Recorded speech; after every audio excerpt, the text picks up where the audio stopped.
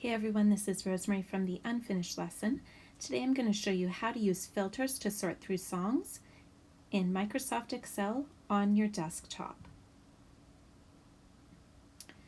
When we open up our sheet, we're going to have a pretty large database of songs. Now this is preferable over having to search our entire bookcase, but it's still a lot to go through if we're actually scanning through manually.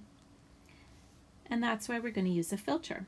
So going up to our top right hand corner, we look at Sort and Filter, and when we click on that, we go down and select Filter. So our shortcut key here is our Control-Shift-L. But we can click on Filter, and then looking down, I see that each column has a down arrow. And this is going to let us filter through what we all have and only show the things that we want. At this particular level, a lot of students, they struggle with landmark notes. And so I'd like my student to go through treble G. This is the G just above middle C. In Piano Adventures, they say Queen treble clef with the ruffle on her dress. So I select my down arrow,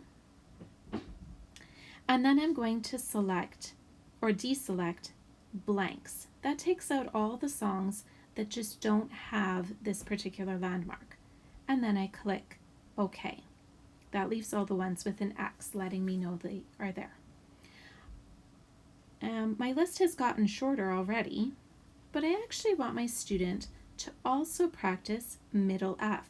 So this is the F just below middle C, and in Piano Adventures, King bass clef with the buttons on his vest.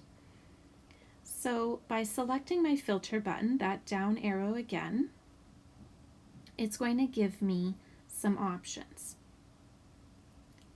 Once again, I'm going to deselect blanks before I hit OK. And that lets me know that all the songs here have my 2 landmark notes. The list is a lot shorter, but it's still kind of long. So going over, I'm going to actually set it up by type of song. So rote and pre-reading don't focus on staff reading, so we won't have any of those songs in this list. However, I want to start my student off with hands separate. That'll give them a really good opportunity to focus in. I deselect hands together and hit OK. And now I have a final list of songs I can choose from to give my student. I would recommend don't choose more than 3 songs. Get your student to listen to them and then let them make that final choice. They get choice. You make sure they practice. Once my student has done this hands separate, I want hands together just to make sure that everything is really solid. And again, choosing 3 songs. I have a student that's really into dinosaurs, so perhaps I might end up choosing Rex the Tyrannosaurus. Let's also choose the Dragon's Lair. And you know what, they just got a kitten, so let's go with Kitty Waltz. So even though I have this list, I'm giving them only 3 options.